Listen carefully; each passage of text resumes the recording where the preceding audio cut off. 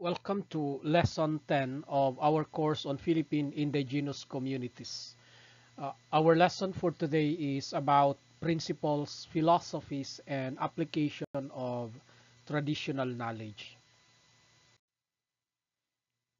When we say traditional knowledge or TK, we are actually referring to the skills, philosophies, and practices developed by indigenous peoples through generations of interaction with nature and community life. It is deeply rooted in culture, spirituality, environment, and the sense of sustainability that they have. So, by the end of this lesson, students are expected to be able to analyze how traditional knowledge is applied in domains like agriculture, housing, music and dances, medicine, literature, environmental care, arts, and sports. Second, to be able to explain the principles and philosophies behind these practices, such as communal values, respect for nature, and adaptive innovation. Let's first deal with agriculture, whose essence is sustaining life with the land. The principle behind is harmony with nature, sustainable use of land. For example, the Ifugao rice terraces are carved by hand and maintained through the Muyong system, which is a forest management practice that ensures watershed protection. Another is the Sobanen Sweden farming in Mindanao, which uses controlled cycles of land cultivation and rest, that is kaingin, that allow forest regeneration.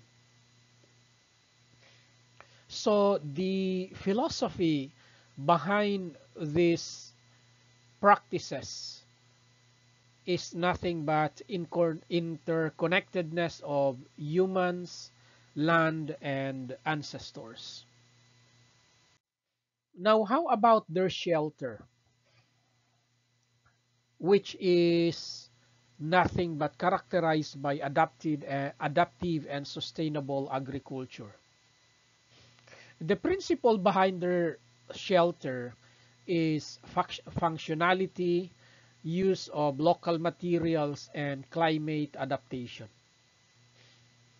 Let us cite the Bahay Kubo among the Tagalog and the Panolong House of the Mranao, built from bamboo, nipa, or hardwood, and it is elevated to withstand flooding and heat. Another, the Turugan of the Mranao, a royal house with intricate ukir carvings and structural flexibility for earthquakes. The philosophy behind this shelter is agriculture architecture as an expression of identity and harmony with nature. How about their music and dances? Their music and dances are nothing but expressions of identity and ritual. And they are revolving around the principle of cultural storytelling, spirituality, and community bonding. Let us cite the Tinalak Festival dances of the Tiboli in Mindanao. These reflect the community's dreams and spiritual connections through movement and music. Another example is the Sagayan dance of the Maguindanao and the Maranao in Mindanao, which is a pre-Islamic warrior dance performed during healing rituals and celebration. And the philosophy behind this music and dances is that music and dance preserve memory, identity, and ancestral domain. Let us proceed on health and healing practices. The principle behind these practices is that is holistic well-being, herbal medicine, and spirituality. One example that we can cite is the Aita and Manubo herbal medicine, which uses plants like tawa-tawa, lagundi, and sambong for treating common ailments. And the tawak, which is a healing ritual combining herbalism with spiritual chanting as practiced by some Lumad groups. Among the Moro, they call it tawal. And the philosophy behind this is that illness is a disruption of balance between body, spirit, and the environment. Now, how about their literature and language? The principle behind is orality, intergenerational transmission, and some symbolism that can be found in literature and language. To cite an example, the Hudhud chants of the Ifugao is an epic oral literature narrating history, values, and cosmology, which are recognized by UNESCO. We can also mention Surat Mangyan of the Lumad in Mindoro, which is a pre-colonial script still used for poetic expressions of love, sorrow, and morality. And the philosophy behind this literature and language is that language is the vessel of memory, culture, and continuity. Now let's take a look at the IP's environmental stewardship. The principle behind is sacred ecology, resource balance, and custodianship.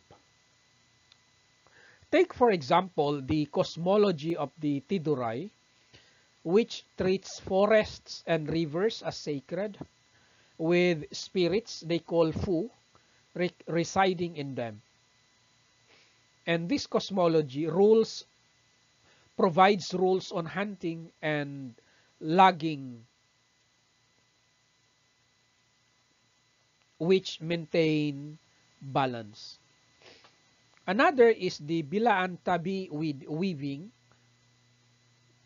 which is made from abaca that is sustainably grown, dyed with natural pigments, and produced through respectful rituals.